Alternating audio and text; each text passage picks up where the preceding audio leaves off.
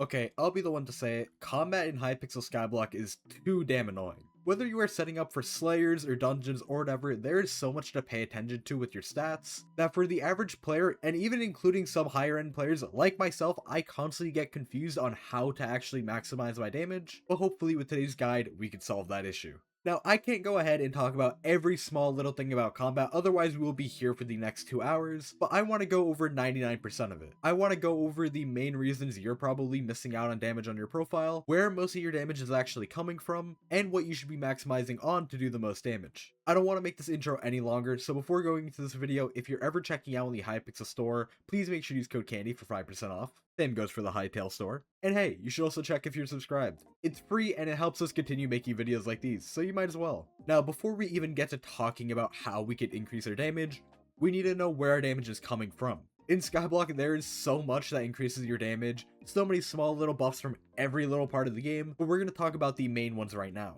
In Skyblock, there is a bunch of different small things that can buff your damage. For example, there are talismans like this, where it has a random 1 in 100 chance to deal 100% more damage. But this isn't what we're focusing on for right now. We're focusing on pure stats, pure combat stats, and nothing else. The main stats in this whole menu that we want to focus on are strength, crit chance, crit damage, attack speed, and veracity. Kind of going from least important to most important, we have veracity. This pretty much gives you a chance to double your damage, especially if you are early game. This isn't something you want to prioritize, or really you'll have a chance to. You also don't get that much passively. As you can see, I only have 2.1 veracity from doing nothing. It's not something that is super important in a lot of metas. So for now, and again, not saying it's useless, just for now, we're not going to focus on it. Attack speed is not useless, but it is in the lower ranks. To put it simply, if you have 100 attack speed, which is the cap, you will be hitting twice as fast, meaning you will be technically doing double the damage.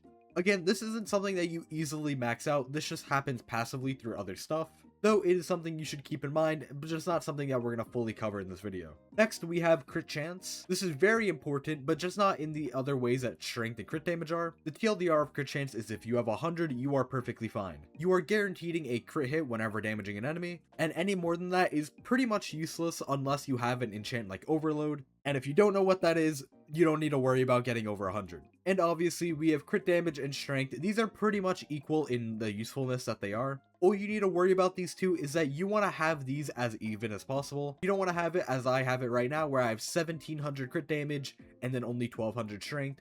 You want them a lot more balanced, preferably as even as possible. Something I'm going to avoid talking about in this video just because there's not really a need to, as it's a lot more simple, is going over mage damage, which specifically comes from intelligence and ability damage. Unlike melee damage, ability damage doesn't have a bunch of reforges, a bunch of enchants that affect it. All you need to know is if you are maximizing your RCM damage, go ahead on the wiki, look up every source of ability damage and try to max out all the reasonable ones. And then intelligence is also a lot more simple. Again, not many enchants that will really increase this.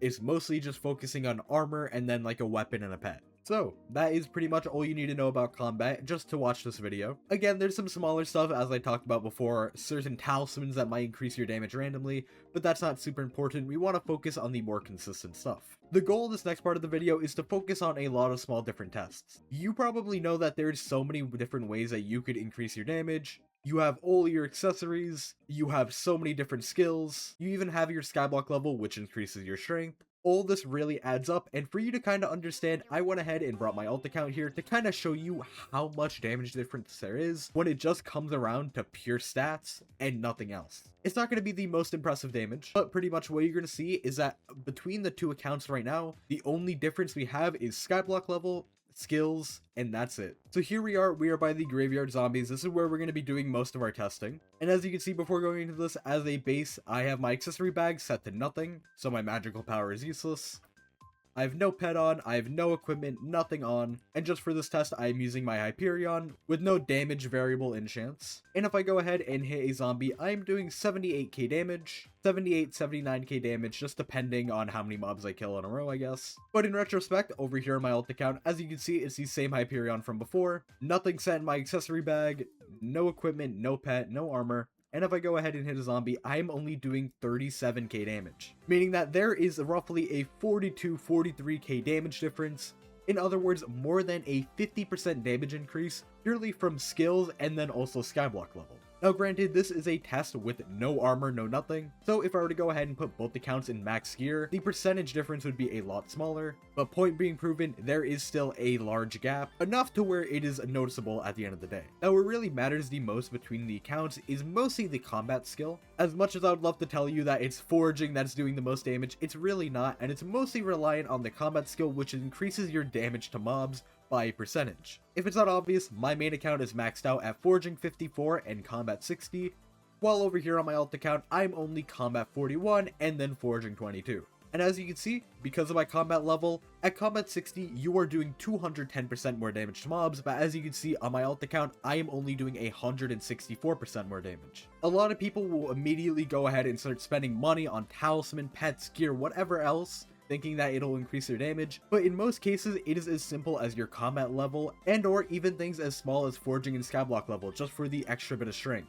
I guarantee there's a lot of people watching that you could go ahead, forge for an hour, and you will get more stats than you ever could imagine with just upgrading your accessory bag. So just keep in mind that your skills and every small little thing like that really do matter. For this next little test, I want to go ahead and talk about enchants. There are mainly 3 ways that people will enchant their weapon in this game, and I want to go ahead and tell you why each one is good and bad. Not to mention also to tell you if it is worth the price. In my inventory, I have 4 Daedalus blades. 1 being fully naked, no enchants, no reforge, nothing. Next up, I have a full tier 6 enchanted Daedalus blade. Yes, I'm aware it's missing some enchants, but it has every major enchant that actually increases your damage. It has fuming potato books, everything that you would probably see. This probably only costs 50 million coins and what the average player has. Next up, we have the OFA Daedalus blade. Same situation, same reforge, same hot potato books and everything, though it only has OFA on it, and you'll see why I'm bringing this up in a second. And finally, the maxed out Daedalus blade, Chimera 5, every tier 7 you could ask for. This is what the endgame player should have, and I will show you why this is important as well. Just for the damage test, I went ahead and set my accessory bag to her full, as well as equip my G-Dragon, and also might as well throw on the set just so I could do a little more damage, so the results seem a bit more drastic than they would be. So starting off with the Daedalus blade with nothing on it, if I go ahead and hit a mob, I am only doing 700k damage. If I hit a few more, roughly 700k, sometimes a little lower, that's what it seems to average at. Now of course, no one's gonna have a naked Daedalus blade, but if we go ahead and bump ourselves up to the fully tier 6 enchant one, hitting a zombie, I am doing 1.1 million damage, fluctuating within a few K, but yeah, you can see 1.15 mil damage is what it seems to be at. Next up, we have the Daedalus blade with the OFA on it. Hitting a zombie, I am doing 1.6 million damage. And before any questions arise, no, this is not immediately better than the tier 6 Daedalus, and I'll go ahead and explain that once we're done with the test. But yeah, 1.63 million damage, 1.6, roughly 1.6 million damage. And finally, the tier 7 Daedalus does 1.8, roughly 1.9 million damage. Now granted, this is with Chimera, so there is that advantage, but the moral is that if you go ahead and max out a weapon with every enchant, there's nothing that'll outclass it. Not even OFA for how stupid of an enchant it is. So you saw the damage test, but I'm going to go ahead and give you a verbal confirmation on what you just saw. So first of all, if you are carrying any weapon that doesn't have any enchants on it for some reason, or it has tier 5 enchants, it is simply time to upgrade. Money is so incredibly easy to get in this game that tier 6 enchants are not that expensive. This whole Daedalus blade right here only costed me maybe 50 million coins, and as you can see, my damage went up by nearly double, going up by roughly like what, 35-40%? But now this does bring me to my next point of the OFA Daedalus. OFA is insanely good, but there is a huge downside of it, and that is OFA is the only enchant that you could put on your weapon. So because I put OFA on, I cannot put these other ultimate enchants on, including Chimera. I can't put on Soul Eater, which is also really good for damage. Can't put on Swarm. So the tier 6 is already at a disadvantage because I could have tested it with that, but just obviously it's a lot difficult to test with other ultimate enchants. So not only are you being lacked out in the fact that specifically, I would say the most important one, you can't put Chimera on your Daedalus. I keep saying Daedalus, but any weapon. You also can't put any of the majorly important enchants. There are a lot of DPS enchants, such as Fire Aspect, such as Lethality, such as Thunderlord. All of these you cannot put on your weapon, and these are wonderful for DPS, something that the OFA weapon cannot do. It has a great first hit, but other than that, that's all it could really do. On top of that, you're also missing out on enchants like Drain and Vampirism, especially early on when these really do matter because you are very squishy. You need these enchants in order to survive, and if you are using an OFA weapon, you will not have those. So even though there was like roughly a 30% damage difference in favor of the OFA weapon, I do not believe that the other enchants that you're missing out on personally outweigh the negative of it. Plus, the great thing about owning a weapon like this is you aren't forced to fully stick to a tier 6 weapon, waiting until you eventually have a tier 7 weapon. As you get money, you could put more and more enchants into it. For example, right as you get the money too, you could go ahead and put critical 7 on this thing, and increasing the damage ever so slightly while keeping the other benefits. Hopefully that clears the case on why you should never get OFA. And then obviously, do I even need to talk about this? Not only is it just so beautiful looking at a fully maxed out weapon, but it is very clearly night and day difference better than the OFA. Plus you also get all the benefits from the DPS aspect, from the HP aspect. There is not a single downside other than the cost, but that's a whole nother story. Alright, this next test is a little niche, but I think a lot of people need to understand how broken this enchant is in Skyblock and why you should be prioritizing it. Specifically talking about the precursor gear, which if you're unaware is the ancient Reforge on armor. And the main reason this is the best Reforge for damage is because at the bottom, the ability grants you +1 crit damage per catacombs level per piece of armor. Meaning that once you have this applied to all 4 pieces of armor, you are gaining +200 crit damage. What does this mean? Well, let me go ahead and show you an example of it. Because I can't obviously remove my kata level, I am doing it with tuning points. But as you can see, I have no tuning points allocated. And if I go ahead and hit a zombie, I'm doing roughly 1.3 million damage exactly, which is perfect.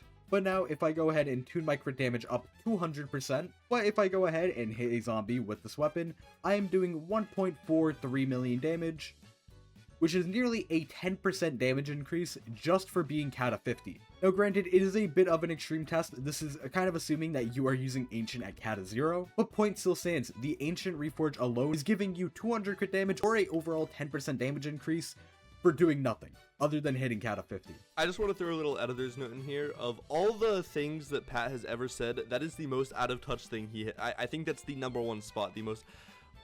All you have to do is hit Kata 50. It's literally nothing except for hitting Kata 50. What the fuck are you talking about, man? So if you needed any motivation for getting those last few Kata levels, hopefully this is it. The next thing I want to show off is your accessory bag. Magical power is super important, and I don't think enough people really realize it. As sure, some accessories are very expensive, some even reside at the 2 billion coin mark, but as a guy who's been doing profile reviews forever, there are so many people that will just forget about the most common talisman, probably thinking they're useless, even some free ones that all just at the end of the day add up. So hopefully I could demonstrate that with you guys today. First of all, I'm going to set everything off to no power, no stat tunings, nothing. This is just a baseline to show you how much damage I'm doing, and in this case, that was a horrible example.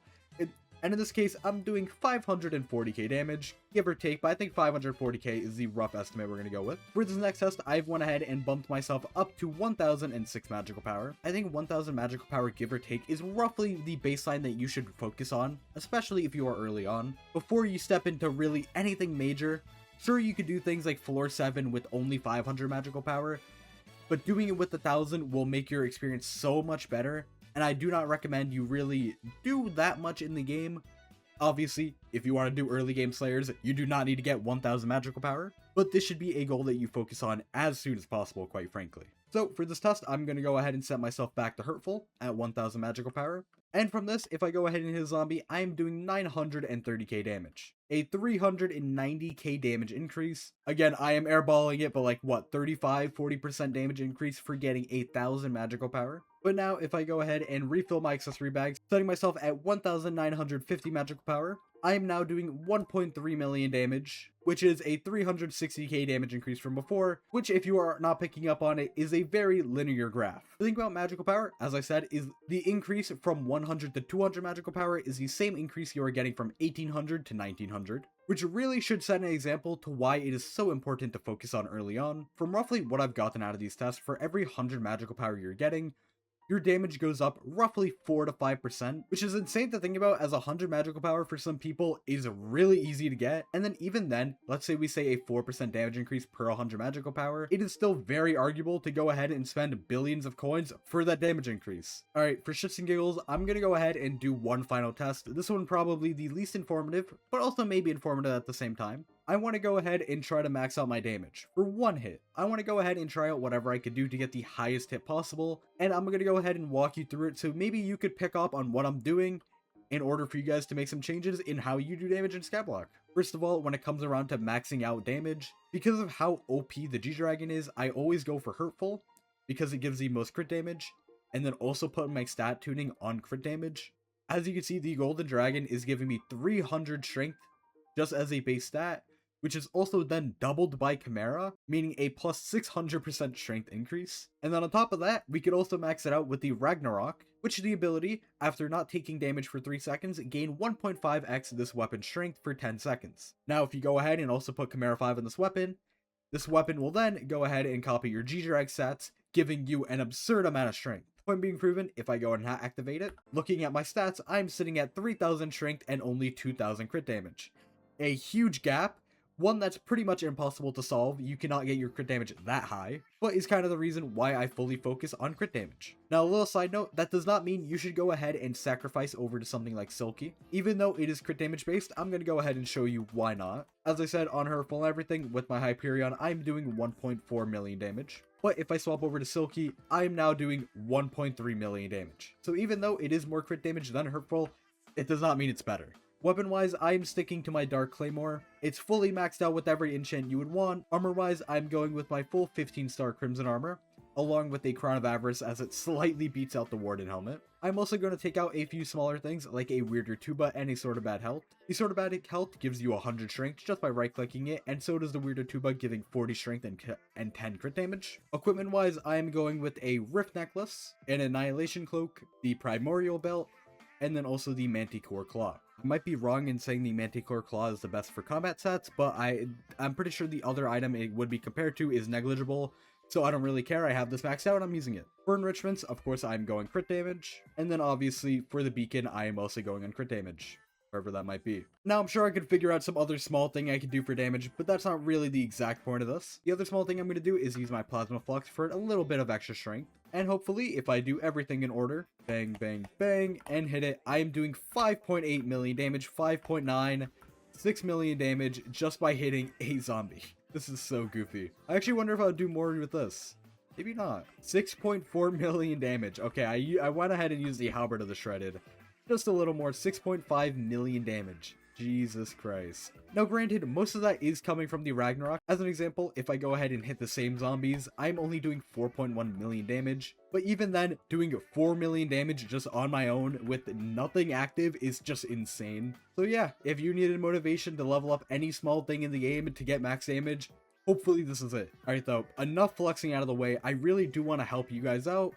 So I'm going to give you the base tips of what I believe you should do when it comes around to increasing your damage. And really, the first thing I'm ever going to talk about is skills. The thing is, what we've talked about today is there is a lot of variables when it comes to damage. You have enchants, you have equipment, you have armor, everything. But one thing that will never change on your profile is your skills. Once you unlock them, it never goes away. So if there's one thing I recommend you should focus on for damage, it is skills. Maxing out your combat, maxing out your foraging is the main two that you need, and these are so incredibly easy to do. Foraging, I guarantee I can make a new profile and hit level 54 within the same day. And then combat, obviously it's a little passive, but you could also force it with things like Slayers and get it to 60 in no time. As you can see, I have plenty of overflow combat XP. This is not hard to max at all. The percentage damage increase that combat has towards mobs is just insane. And I think something that a lot of people forget about for some reason. If you're not going to hit combat 60, at least hit combat 50, as you can see if I go back, every level before 50, it ranks up by 4% damage increase. But past 50, it goes from 200 to 201, 202 per level, only a 1% damage increase. Not saying it's not worth it to hit 60, but if for some reason you're being lazy, definitely at least try to aim for hitting 50. Similar kind of goes for Skyblock level. This should not be a thing early on that you should be focusing on. As you can see, if I hover over stat rewards, for every 5 levels you gain 1 strength, meaning that technically I have 108 strength just simply due to my Skyblock level. that somebody might only have 20 because they're only level Skyblock 100. It's not super important, and I wouldn't say focus on it directly for damage, but if there's ever easy Skyblock XP along the way of grinding, do not be afraid to go ahead and grab it. I think the next thing has to do with Maxwell over here. I think magical power is just so incredibly important. Magical power inflation is definitely a thing, and after every update, there's due to be some small little accessory that gets added that is pretty much free. I mean, looking over ahead at my uncommon talismans, so many of these sit at like a 100k price tag, just hovering over these five. These 5 alone are 500k total. This one is free. Even over here, some of these rare ones, 1 mil, 4 million coins, 8 million, 3 million. And then there's some free ones that people will refuse to get, like Melody's hair. People need to man up and start getting this stuff. It is just easy damage. Something I didn't really focus on much, and for a very specific reason, is pets. When it gets to the end game of Skyblock, the only pet you're using for damage is the Golden Dragon. There's nothing that comes remotely close to beating it, and when it comes around to end game stuff, there's no reason you should never have a Golden Dragon. It's only like 800 million coins for a level 200, and then the billion bank, of course. And before I get called out, it is reasonable in the sense that for how broken it is and for how much you're going to use it in the game, I would fully recommend, if you don't have one, to go ahead, get into mining, start mining for one, and then work off of there. That being said, if you are very early on, let's say you're an Ironman player or whatever, and you don't have the access to a Golden Dragon immediately, pets are something that you should keep a little bit of an eye on. Pets have become slightly more useful as time goes on. There are unironically not that many pets before you get a Golden Dragon that are really good at all for damage. As I was saying though, the Golden Dragon has a big monopoly over every other pet in the damage aspect. Sure, you could get stuff like a zombie pet for the extra damage to undead mobs, and you could get a wither skeleton pet as it does a little more passive damage. But there is nothing remotely that comes close to beating out the Golden Dragon. I mean, like, maybe I'm out of touch, but maybe like the tiger pet is the best runner-up just due to the ferocity. It has okay stats, but nothing else even comes remotely close. I mean, the Ender Dragon's good, but at the same time, that's also the same price as the Golden Dragon nearly. So yeah, if you have no pet, go ahead and buy yourself something like a tiger pet. 20 million coins is not that much, but I wouldn't really focus on your pet for damage much other than getting a Golden Dragon. If you went ahead and maybe skipped over the last little kind of fun part of the testing, you might have missed out on the fact that I went ahead and used a lot of smaller things to buff my damage. Other than the main stuff that you're going to be constantly wearing, for example, you're always going to be wearing your armor during Slayer, whatever equipment, you're always going to be using the same weapon. There are external stuff that you could use for more damage. Just these 3 things alone add up to like another 200 free strength. And then do I even need to talk about how overpowered the Ragnarok is? I mean, come on. If I were to go ahead and look at the base Ragnarok, it is giving me 170 strength as a base, and then of course that is multiplied by 1.5x whenever using the ability. You could go ahead and put some simple stuff on it, like the Wither Reforge, putting on hot potato books, and this becomes insanely broken for things like dungeons, for slayers, for Kudra, and it costs 560k as the base cost for the item. It's insane. And as you were seeing, the Ragnarok single-handedly made my damage go from roughly 4 million to 6 million damage just by hitting a zombie, so you can only imagine what it could do on bosses like Kudra where your damage is much more inflated. When it comes to gear progression in this game, it is honestly a lot simpler than you could probably ever imagine. Before, you would have to deal with all different types of sets and whatever, but ever since the Kudra update, all you ever really need are the main Kudra armor sets. Of course, you have different line of armor sets for dungeons, and you have it for farming or whatever, mining. But when it comes around to combat, you should immediately just go ahead and try to focus and get a Crimson set. The great thing about it, as I was saying with Enchants earlier, you upgrade it over time. So even if you have to start off with a horrible, let's say hot set to start off with, well, any upgrades that you put on it are permanent, and you could just keep upgrading it over time and making it better and better. A lot of people get caught in the trap of buying stuff like Final Destination when it comes around to doing Enderman Slayer, but in reality, a lot of stuff like this is really outdated in today's meta. The admins have made armor like Crimson just so good, and I would never recommend somebody buying this piece of armor for 100 million coins that they're only going to use on Enderman Slayer. You should instead put that 100 million coins in making your Crimson set, or whatever it is, Aurora, Terror, way better than it currently is. But honestly, I think I've covered everything that you should really know for damage in Skyblock.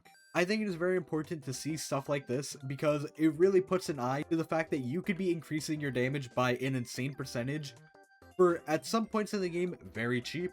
And it also allows you to really know what to focus on. Hopefully this gets y'all motivated to start upgrading some skills like combat and whatever, and to focus on some of the smaller things in the game that will eventually work on upgrading your damage by an insane margin. If you have any smaller questions, we do try to do a lot of profile reviews on this channel. Don't comment any of your names under this video, but I am saying we do shorts, and it is a lot more helpful looking at a profile to profile case to give you guys a little more of an insight of what you should be focusing on immediately. An issue of making a guide like this is guide is really helpful for somebody who's never played the game before, and it's good to know immediately where to go for, but a lot of profiles of course have progression already done on them, so my first suggestion is not the same for everyone. But yeah, that's pretty much it. Use code CANDY. Thank you all for watching. Hopefully y'all learned something, and maybe one day the Skyblock damage system will not be as confusing. Maybe.